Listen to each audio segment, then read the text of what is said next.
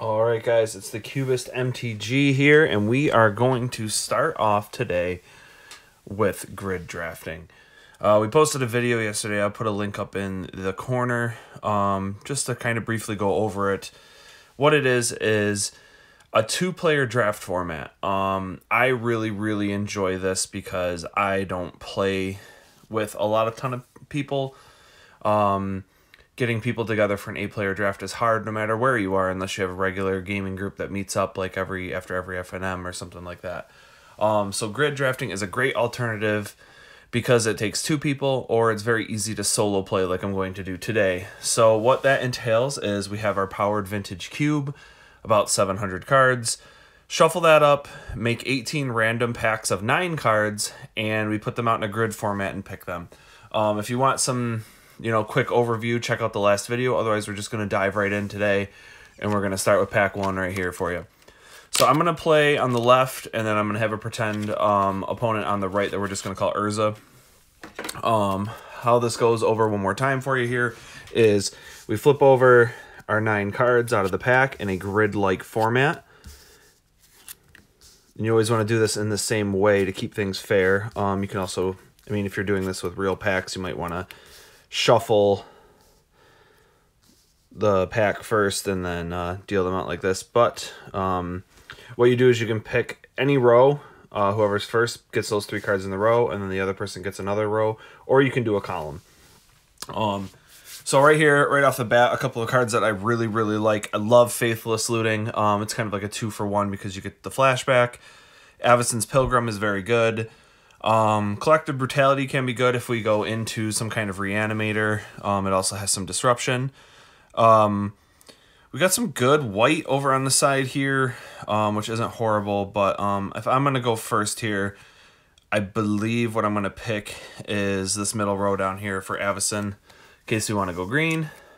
Faithless Looting, because it's good in a lot of decks, and then Sharkin, which isn't bad in like a red deck wins situation. And then I believe Urza is going to take a look here, and he's going to take this side right over here. So he's going to start with the white control card, something good for some white weenie, and then possible storm. All right, so that's pack 1. We just throw away these other cards, and then we go on to pack 2. And then this time our opponent Urza will be taking the next stand here. All right, so we take the next cards, place them out in the exact same way. Phantasmal Image, which is a great card. Fire Blast, which is good for that red deck wins. Tundra, just a great dual land.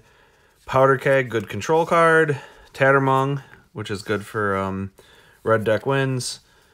Garrick, Urza, Karn, Oblivion Ring, and Engineered Explosives. Not terrible. Urza's going to go first here, and he's looking at White Weenie. And, he's loving the look of Oblivion Ring and Tundra. It's good for control, so I think he's just going to go straight down here. With Imposing Sovereign, that can be good for white-blue. And I don't think he's going to play Garrick, but Oblivion Ring's a good, nice wipeout. And then for myself, I think I'm going to go here with Fire Blast and Tattermong. Fire Blast and Tattermong are great for red deck wins. Engineered Explosives probably won't be played, but sometimes you got to take the bad with the good. All right, we're going on to pack 3 here. What's nice, too, is that this draft kind of goes quickly, especially once you get into it. It's just the initial deciding what you're going to pick. There's some really nice, interesting, different decisions than if you're playing just a regular draft. You kind of get into some regular picks. Like you see a card, oh, I'm definitely taking that. All right. So what do we got here? This is kind of like a turning point, I think, for us. Soul Ring is one of the best cards in the cube. It's essentially power. If we go with Soul Ring, especially looking at what our opponent is drafting with the control, he's going to want that Wrath of God. And we do not want to give him Batterskull, Soul Ring, and Wrath of God. That seems way too good. And that Glen is very good, too. We do like the Birds of Paradise. The Seething Song's okay. The Soul Ring. If we take that, we can really pick up and maybe pivot away from red deck wins. So I think we have to take the Soul Ring. It's just whether or not we want the Batter Skull and the Wrath of God. Or would we rather... I think we're going to take Soul Ring, Birds of Paradise Seething Song. If we can pick up a big drop, kind of like that Blightsteel we're passing up, it will definitely let us get into some heavier cards. And I believe with Urza, he has to take the Wrath of God and the Glen, because he sees what we're drafting and he knows that he's going to have a hard time coming back if we can ramp out a guy. All right, Urza's going to get the first pick here.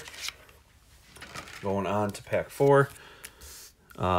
Fairy Conclave, Dragon Lord, Ophir Master, Baleful Strix, Kitchen Finks, Ponder, Mishra's Factory, Ancestral Vision, and Inquisition of Kozilek. All right, so Urza's looking here. He's kind of liking the Kitchen Finks, especially if we're going red deck wins. He's liking that. Ponder's also very good. Ancestral Visions is nuts too. And if he picks that middle row up and down, he'll stop us from getting Ancestral Visions.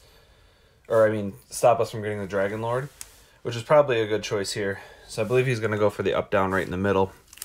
Because Kitchen Finks is great when you know you're going to play against red deck wins. Otherwise, it's not that hot.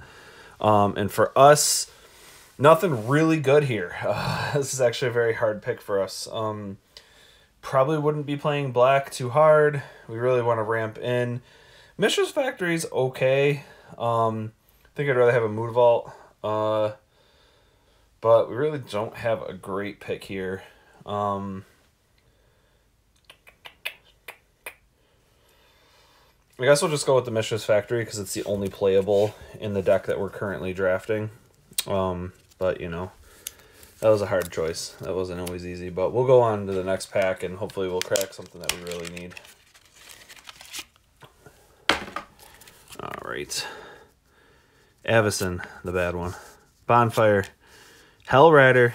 Ooh, those are looking good. Pyroclasm. Nargila. Living Death. Top. Him. And Enlightened Tutor. Now, this is why I really am digging Cube Draft lately, is because... So we take a look at this. We're drafting a red deck wins kind of thing with a little splash screen. We can either go red deck wins or we could go for big creatures. We know our opponent is drafting a control, white control, blue control over here. So at first pick, the best cards for him, Pyroclasm, because it'll wipe out all of our red dudes. Top, because it gets him to the things that he wants. Tutor really isn't that bad for him either, because he can get any of the great enchantments or something that he is bound to pick up later. And for us, the best cards that we're seeing is Hellrider. Bonfire is probably okay. Not huge. Nargila is probably what we want to get, but we can't get both at the same time. And Hellrider is a card that we need. So now, looking at that, it's like, do we pick up a Bonfire of the Damned that we could play and deny him, or we could deny him Enlightened Tutor. And if we go up and down like this, he has to go up and down, which makes this very good for him. So we probably want to go left and right. So we're going to pick up these. Or who goes first this one? So it was us, them, us. Oh, they actually get to go first. So while we're looking at that, we're a little sad now because now he gets to pick what he wants. And I messed this up a little bit. Let's see.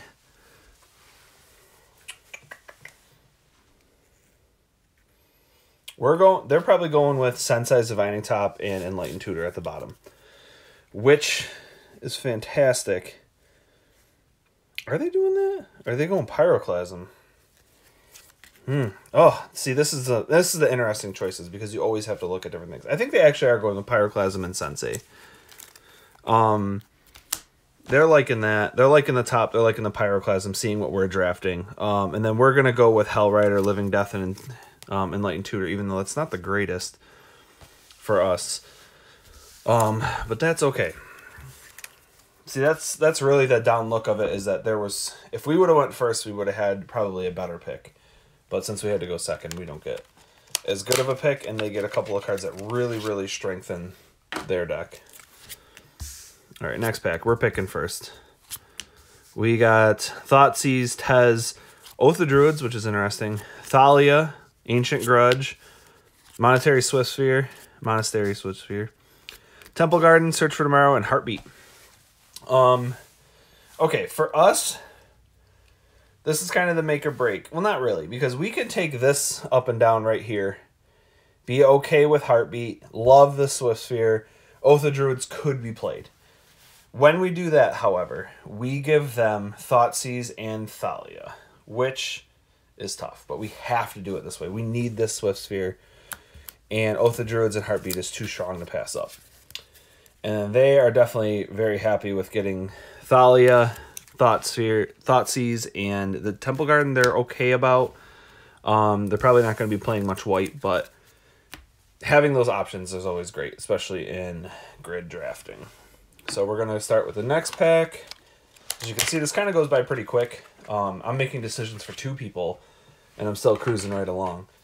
We're going into this next pack where Urza gets to pick first. Dance of the Dead, High Tide, Expansion Explosion, Gush, Ritual of Suit, Core Skyfisher, Carnage Tyrant, Chainer's Edict, Fact or Fiction. All right, for them, nothing's really looking that great.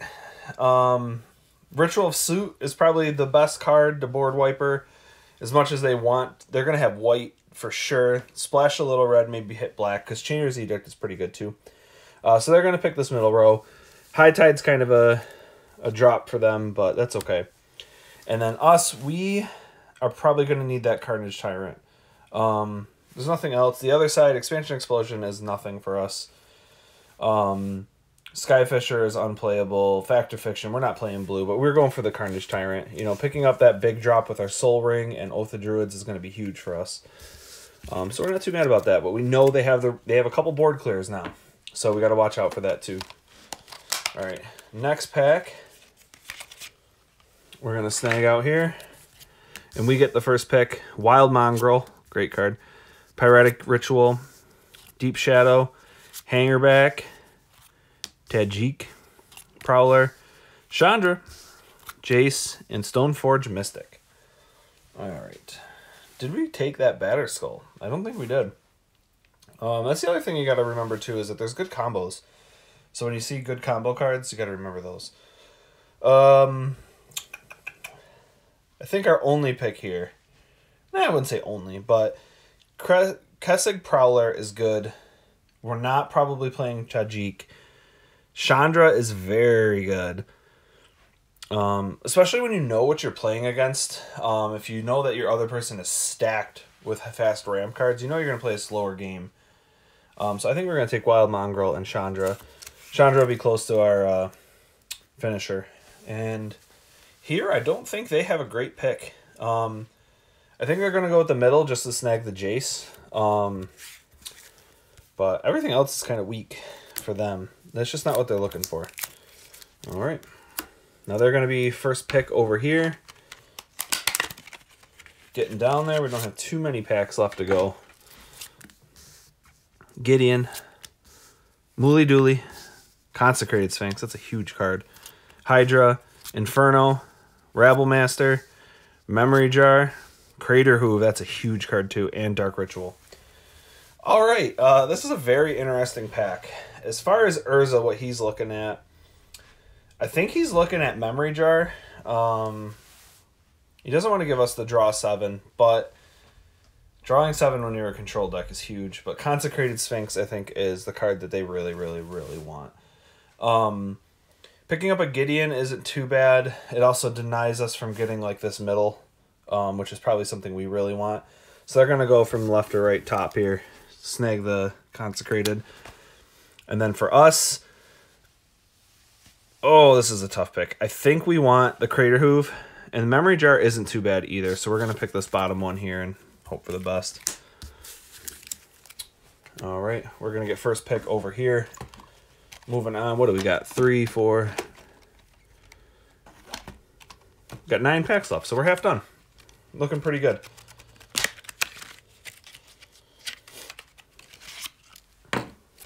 All right, here's the next. Baral, Preordain, Sorcerer's Spyglass, Resto, Terminus, Bloodghast, Pentad Prism, Charter Course, and Mardu. To be honest, none of these cards are good for us. We aren't playing blue. We probably aren't playing white. And that sucks. So this will be a time where you would want to do hate draft. So for us, the worst thing that could happen for us is Terminus. And this middle row is just juicy blue and white. So we're going to take that so they can't. And for them, probably the best thing that they're going to do is over here. Get a little more ramp with Pentad. Resto and Baral are okay. They might just be fillers. But that was a hard thing for them to let us go first there. Because they wanted that Terminus, and the Preordain is super good. So we're lucky to dodge that bullet, even though we didn't pick up anything for us to play. We'll go on to the next pack, though, where they get to pick first. Isamaru, City of Brass, Shieldred, Splinter Twin, Languish, Anguish Unmaking, War Relic, Wall of Roots, and Goblin Guide.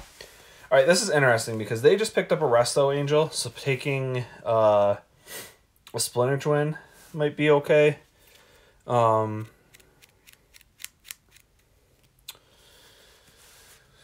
Yeah, I think that's pretty good for them. They do pick up the Lennon and an Isamaru that can play just for some tempo, so they're going to go right down here, right down the middle, which is a must.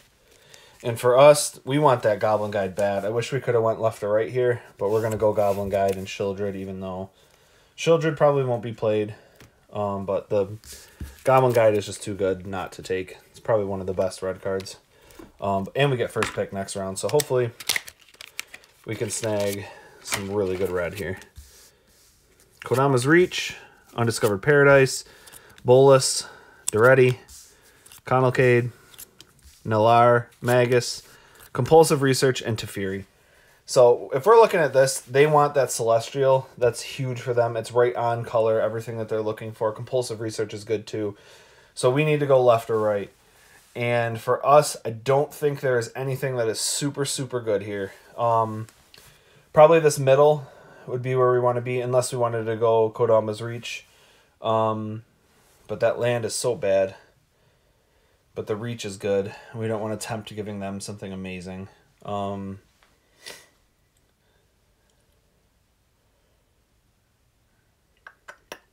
This is a hard one. I think we're going to go to the top, though. Even though we give them Teferi. I guess it's more of the choice of, do we want to give them Teferi and Compulsive Research or Celestial and Compulsive Research? Probably the best thing for us, honestly, is just going up and down here. As hard as that is to admit, that has the most playables in it.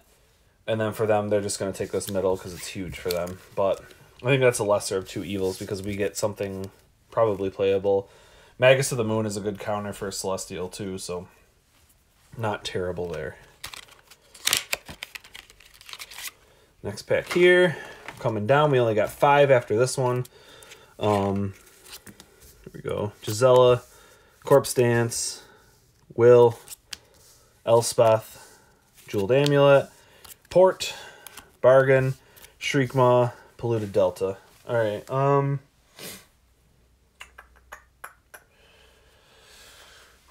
we don't like anything. Oh, we don't like anything. I guess Will and Port are probably the only things that we're really looking to play. Polluted Delta doesn't really help us too much, but I think we're going to have to.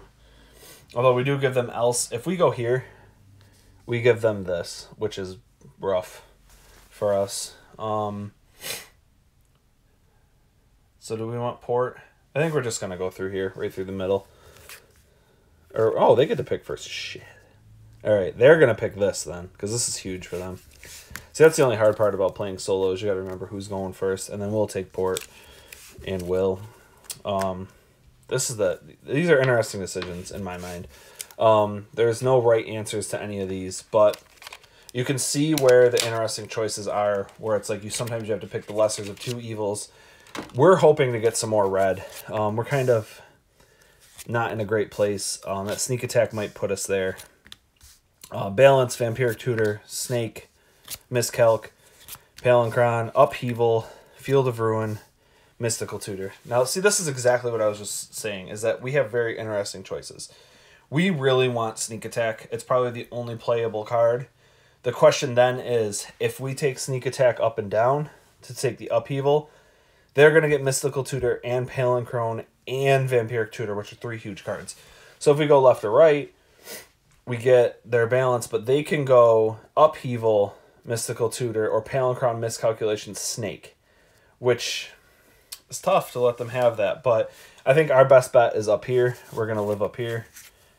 And they are going to take Upheaval, Mystical Tutor, Field of Ruin, which is tough to see. But the best thing about Draft 2 is that you can see what they are picking. So when you go into deck building, you can make the choices that are going to make the best games, essentially. All right, 4th to last pack here. We got Brainstorm, Mana Crypt, Necromancy, Phyrexian Arena, Sour, Ooze, Jace, Jackal, and Watery Grave. Now, we want that Jackal bad, but they get to pick first. And I honestly think they are crazy if they do not take Mana Crypt from us. As much as they want the Jace and the Brainstorm, they have to take that Mana Crypt from us, because if they don't, our ramp gets out of control. So they're going to go to the top here. And then we want the Jackal Pup, so that's probably the best card here for us, so we're going to take the bottom here. That was an interesting pack for both of us. Really made some hard choices there, but we'll go 3 packs left. Getting a little nervous. We don't have the red really to support what we went for. Feldon, Never, Unburial, Apex Predator, Emrakul, which is huge for us. Tribe Elder, Metalworker, Maze of Ith, Copperline Gorge. There's no choice. We're right here. We're living right here. Sneak Attack, Emrakul. We're taking that. And then for them, nothing's really looking too good for them. They don't have an absurd amount of artifacts to make Metalworker good. Not really playing green. So they're just going to live over here and be sad about their pick. You know, finally we're getting back to being a little stronger here. 2 packs left. Wild Hunt, Wheel of Fortune, crazy card. Treasure Map, History, Fellows, Days, Demonic Tutor, Go for the Throat, and Thalia. Now this is interesting. They got good black, so I think they're going right down in the bottom here, because Thalia's nuts, Go for the Throat's good removal, Demonic Tutor gets them anything they want. That's a choice there. And then for us, we're probably living with Hunt and Wheel of Fortune here, because we don't want to mess with... do we want Fellows? We don't have a lot of green mana dorks. I don't think... We only have 2. Oh, each forest you control, though. Is that the ramp? Oh, God.